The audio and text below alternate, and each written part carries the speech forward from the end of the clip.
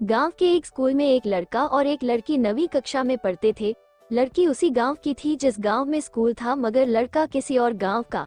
अगल बगल के जितने भी गांव थे उन गांवों के सारे बच्चे उसी स्कूल में पढ़ने आते थे, क्योंकि एकमात्र वही स्कूल था। लड़की पढ़ने में बहुत होशियार थी, मगर लड़के को पढ़ना बिल्कुल भी अच्छा नहीं लगता था, क्योंकि उसे खेल कूद पसंद था। लड़के का नाम राजू और लड़की का नाम प्रिया था। एक दिन राजू ने देखा कि क्लास में प्रिया उसे घूर रही है। वो समझ नहीं पाया कि प्रिया उसे घूर क्यों रही है, क्योंकि इससे पहले दोनों एक ही क्लास में होने के बावजूद एक दूसरे को जानते तक नहीं थे। हाँ, अगर कभी आते जाते सामने नजर पड़ती तो थोड़ी सी मुस्कान ओठों पर आ जाती थी, बस इससे ज्यादा और कुछ नहीं।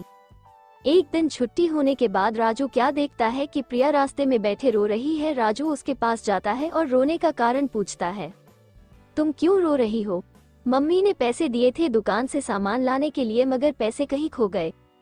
बस इतनी सी बात के लिए रो रही हो? मेरे पास 1000 रुपए है, आप ये रख लो। राजू की जेब में लगभग 1000-1500 तो पड़े ही रहते थे, क्योंकि राजू के पिताजी सरपंच जो ठहरे। प्रिया पैसे नहीं लेती है और कहती है कि मैं वापस कैसे करूंगी। राजू कहता है आप ऐसा मत कहिए, एक दोस्त के नाते रख लो। दोस्त? हाँ दोस्त। प्रिया कहती है क्या हम सचमुच दोस्त है? राजू उसे हाथ पकड़कर उठा देता है और बोलता है, इसमें इतना चौंकने की क्या बात है? आज तक तो आपने कभी हमसे बात भी नहीं की। बात करने के लिए कभी मौका ही नहीं मिला, इसलिए आपसे कभी बात नहीं हो पाई। प्लीज आप ये पैसे रख ले।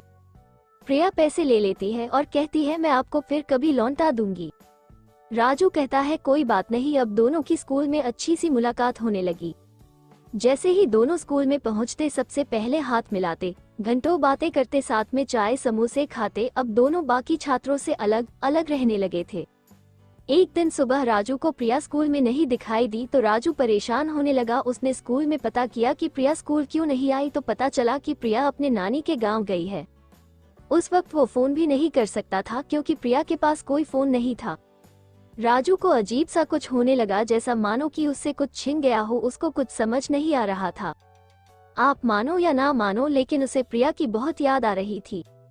जैसे तैसे शाम को छुट्टी हुई, वो बाकी छात्रों के साथ घर चला गया। राजू के गांव से 30-32 छात्र आते थे इसी स्कूल में पढ़ने के लिए।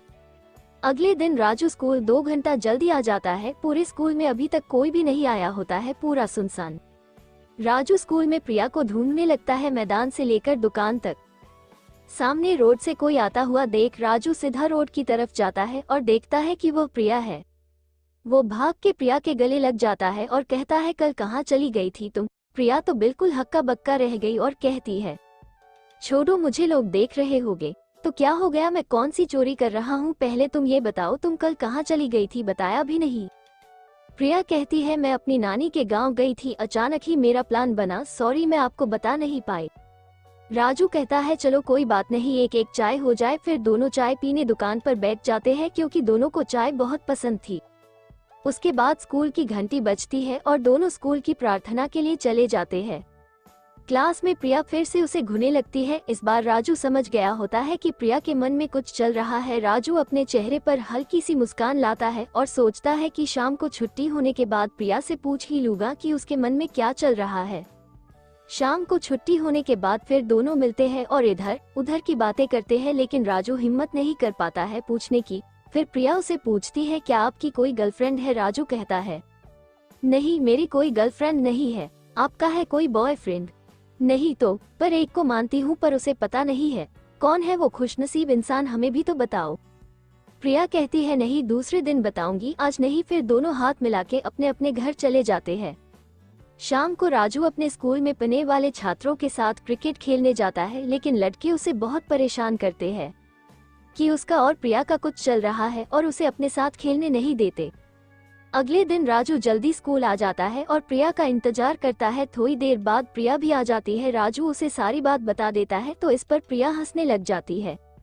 राजू हंसने का कारण पूछता है तो प्रिया कहती है कि सही तो बोल रहे थे वो, इसमें गलत क्या बोला उन्होंने? प्रिया का ऐसा कहना राजू को समझ नहीं आया और वो प्रिया से फिर से पूछता है क्या हमारे बीच कुछ चल रहा है? प्रिया कहती है मुझे नहीं पता। राजू कहता है प्लीज मुझे कंफ्यूज मत करो और सही से जवाब दो। प्रिया कहती है अपना हाथ आगे करो। राजू अपना हाथ उसके हाथ में दे देता है। प्रिया कहती है अपनी आंखें बंद करो। राजू अपनी आंखें बंद कर देता है।